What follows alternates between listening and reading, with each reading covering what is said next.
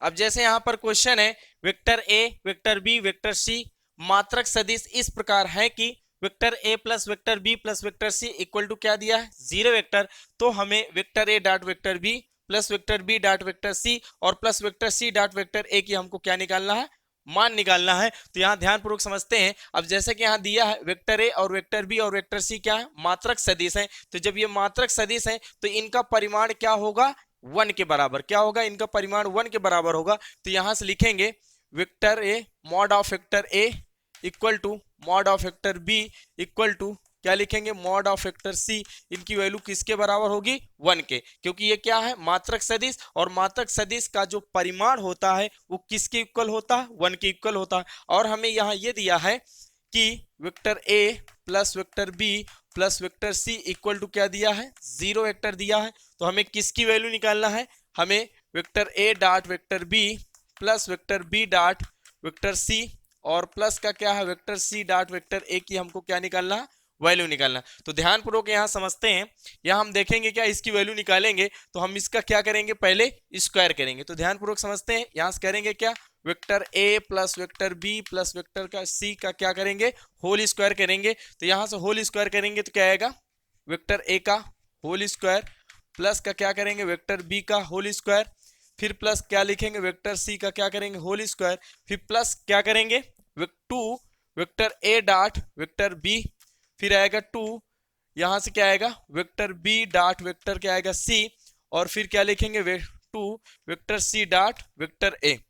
अब जैसे कि आपको ये पता होगा कि अगर हम वेक्टर ए का क्या कर दें, वेक्टर ए का होल स्क्वायर कर दें तो ये क्या होगा, मॉड ऑफ ए, यानी मॉड ऑफ वेक्टर ए का क्या होगा, होल स्क्वायर होगा।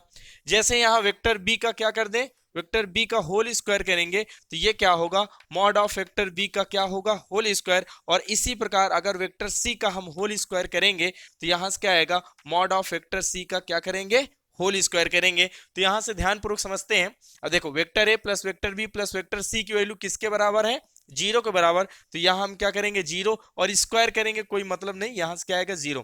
अब देखो वेक्टर ए का होल स्क्वायर करेंगे तो वेक्टर ए का होल स्क्वायर करेंगे तो मॉड ऑफ वेक्टर ए का होल स्क्वायर यहां से आएगा। तो इसके जगह हम क्या लिखेंगे, मॉड ऑफ वेक्टर ए का whole square plus vector B का होल स्क्वायर करेंगे तो यहां से आएगा मॉड ऑफ वेक्टर बी का होल स्क्वायर। और इसी प्रकार सी को लिखेंगे मॉड ऑफ वेक्टर सी का होल स्क्वायर, और प्लस इसमें हम क्या ले ले, 2 कॉमन ले ले, इसमें हम पूरे में 2 कॉमन लेंगे तो यहां से बचेगा क्या, vector A dot vector B plus vector B dot vector क्या आएगा सी, और प्लस क्या लिखेंगे, वेक्टर सी डॉट वेक्टर ए।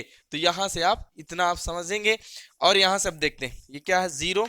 यहाँ वेक्टर ए की वैल्यू कितनी, 1, और 1 का स्क्वायर करेंगे क्या आएगा, 1, यहां से भी 1 आएगा, और फिर प्लस यहां से भी 1 आएगा, और प्लस का क्या आएगा 2 vector A dot vector B, और प्लस का vector B dot vector C, और प्लस का क्या करेंगे, वेक्टर सी डॉट वेक्टर ए।